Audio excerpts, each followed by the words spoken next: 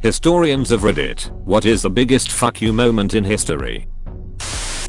A pirate known as Jane Lefford had a bounty of $500 put on him by a governor.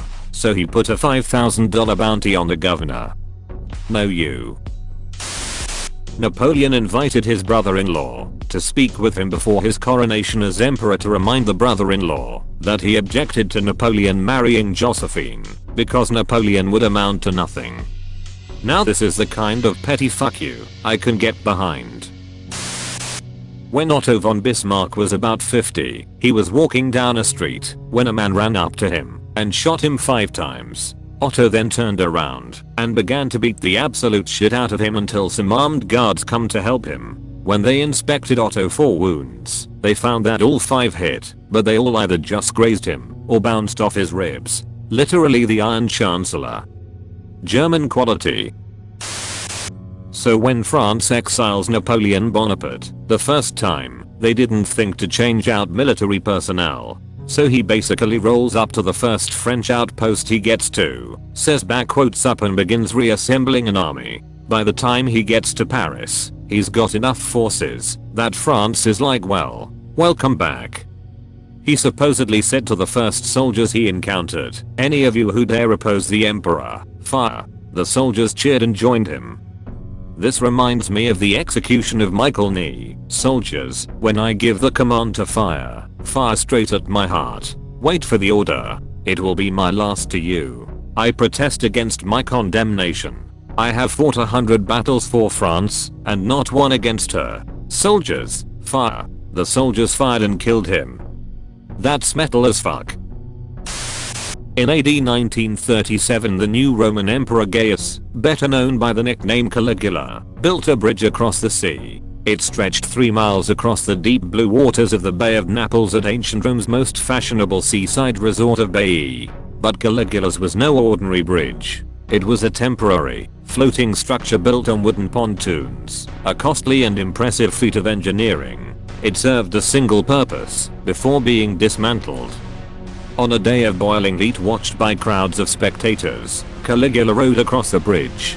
His armor glinted in the sunlight, for the 24-year-old emperor had dressed himself in the golden breastplate of the legendary Greek hero Alexander the Great. On the following day, Caligula made the journey in reverse, this time riding in a chariot, followed by soldiers of his personal guard. It was a pointless piece of showmanship, lost on the majority of the crowd, several of whom fell drunkenly to their deaths in the sea after 2 days partying. One historian claimed Caligula pulled the stunt to disprove a prophecy that he had no more chance of becoming emperor than of riding a horse across the Bay of Baiae. Threatening to make his horse a consul was also in the same vein. It wasn't a serious consideration born out of madness, but rather an insult to the Senate. Either my horse can do a better job than any of you, or I can make my horse consul and you can't do anything about it. In the 1970s, a small town of Vulcan, West Virginia asked for state funding to replace a bridge into town. The state legislature refused to grant Vulcan the funding they needed. Instead, the town appealed to the Soviet Union for aid. After hearing about the request, the state legislature immediately granted over $1 million for the town to build a new bridge. If a small town in WV asking for Soviet funding in the middle of the Cold War isn't a big middle finger to the state government, then I don't know what is. The funny part is that 2 Soviet representatives at the US Embassy actually came over to look at the broken bridge and seriously considered funding the rebuilding to piss off the Americans. Imagine the propaganda the Soviets could have pushed from that. British prisoner of war in Nazi Germany stitches a quilt. The Nazis put it out for show. Hidden in Morse code, stitched in were the words "fuck Hitler" and "God save the Queen." Edit "God save the King." I think I just had the Queen song stuck in my head. This guy was such a fucking Chad. At the bottom was a Union flag. Added Tony. National flags were forbidden in the camp, so Castigli sewed a canvas flap over it with "Do not open" written on it in German. Each week the same officer would open the flap and say, "This is illegal," and Pa said, "You're showing it." "I'm not showing it." This requires some background. The Spartans were famously blunt. They were trained to get to the point when speaking, instead of using artsy and beautiful language that would have been common at the time, by being bitten on the thumb if they became long-winded. Now to the meat. Philip II of Macedon, Alexander the Great's father, sent the Spartans a letter saying, "Would you like me to enter your land as friend or foe?" The Spartans responded with one word, "Neither." Philip was irate. He then sent another long-winded message. "If once I enter into your territories, I will destroy you all, never to rise again." The Spartans then sent back one word, "If." It was like putting your head in a lion's mouth, and I love it. Edit. I was typing in a car. Excuse the typos. That's where the meaning of laconic comes from. Exactly. Laconia is pretty much another name for Sparta, and the people were called Lacedaemons. I would say the moment that Rollo swore allegiance to the French king, the bishops present suggested that Rollo kiss the king's foot as a sign of submission. It was probably an idea intended to humiliate Rollo, and was not taken very well. After some discussion, it was agreed that one of Rollo's men would do it. However, the person chosen lifted the king's foot and, without bending down, brought it up to his mouth. Not surprisingly, the king fell over amid general laughter in the court.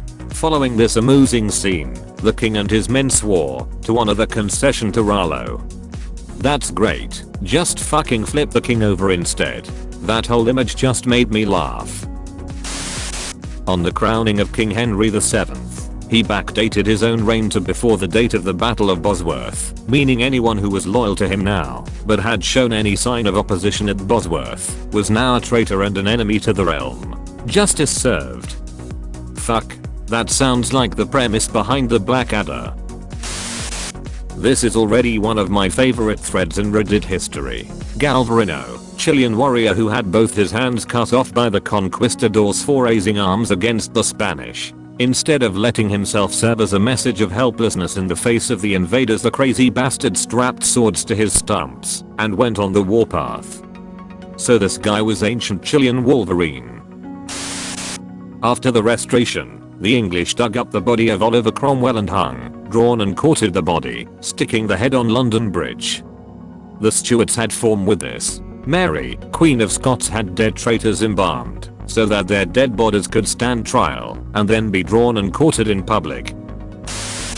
This is more petty, but when Taft bragged to his friends via telegram about scaling a mountain on horseback, that it was a few thousand feet, clear weather, all in all not too difficult, his friend replied, "How is horse?" Taft was a chunky boy. Didn't he get stuck in his bathtub? Edit. A myth, apparently, but the man was certainly no stranger to a good meal. I've always wondered if that's where the term tubby comes from.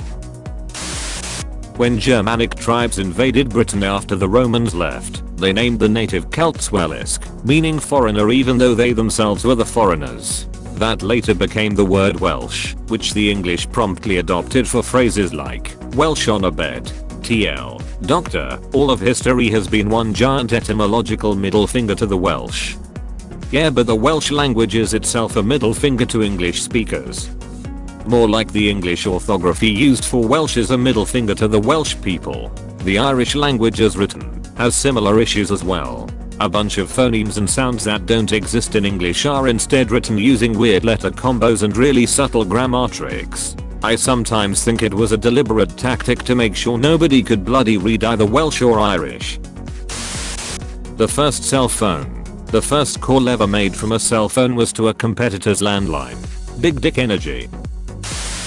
Olga of Kiev. When her husband died, the country that killed him assumed they'd just take over and force her into marriage. She straight up killed the dignitaries that were sent to tell her she had to marry multiple times in the most intense way possible. She then traveled to where her husband had been killed and basically burned the place to the ground again in the most hardcore, amazing way. They made her a freaking saint. Worth the read on Wikipedia.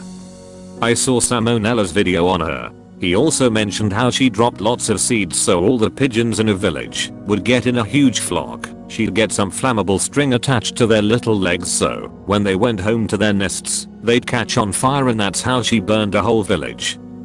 Clarifying, she requested something like 2 pigeons and a sparrow from each house as an apology/capitulation gift. Once given the birds, she tied burning sulfur to their feet and released them to roost.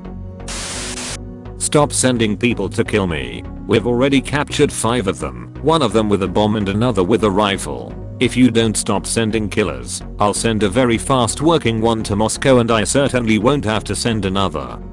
To Joseph Stalin. Don't forget to like and subscribe for more videos.